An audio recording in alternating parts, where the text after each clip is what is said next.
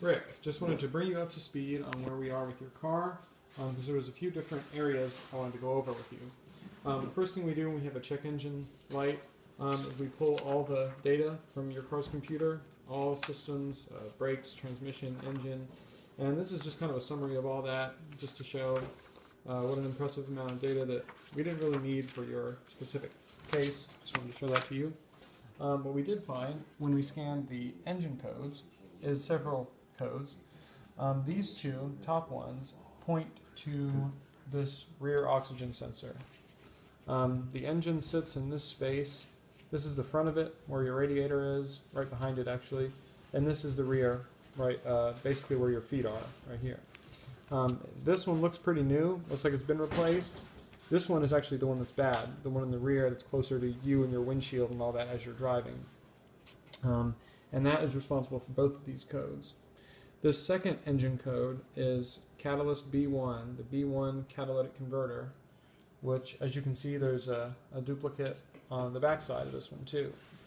Your car was actually the first year they had this arrangement, but both of these pieces are needing to be replaced for that check engine light.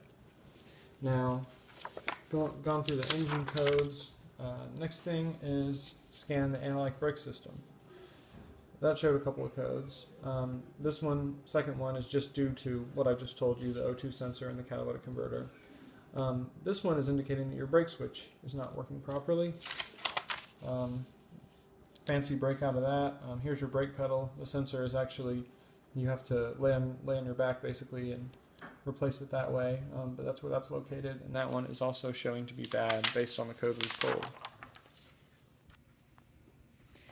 I'm told that there is a power control module update for your computer software available, although a technician made note that it is labeled as a routine update, as in there's not, it doesn't indicate anything about solving any problems that a lot of these cars have had, which is what I would expect if it was responsible for the codes we're seeing, which, as we know, is due to the O2 sensor, the catalytic converter, and the brake switch. Okay, so we just went over the check engine light side of the ticket, which is I'd like to call one category of issues.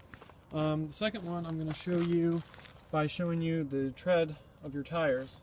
As you can see, the tread is reasonably deep here. When I put a gauge on it, it's about 3 or 4 30-seconds of an inch. I use the word deep in comparison to the outside edges.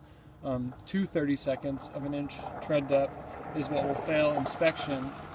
So even on this part and this part, you're getting really pretty close to that point. But we're almost showing secondary rubber on the outside and on the inside.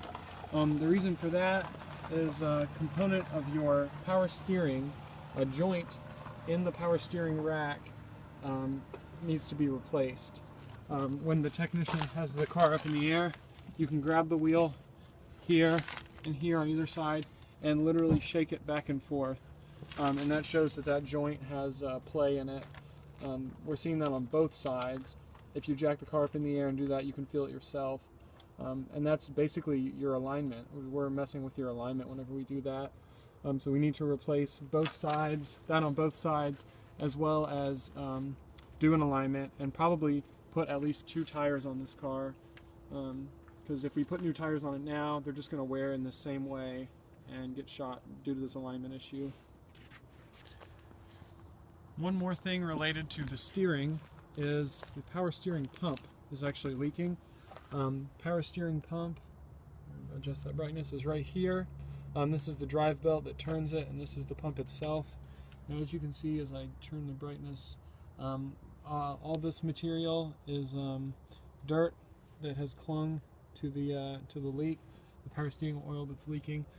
If I had you here, I'd be able to show you basically down here you can see a lot of fluid. It's actually enough of a buildup to fail inspection, as if you don't have power steering, it becomes a safety issue.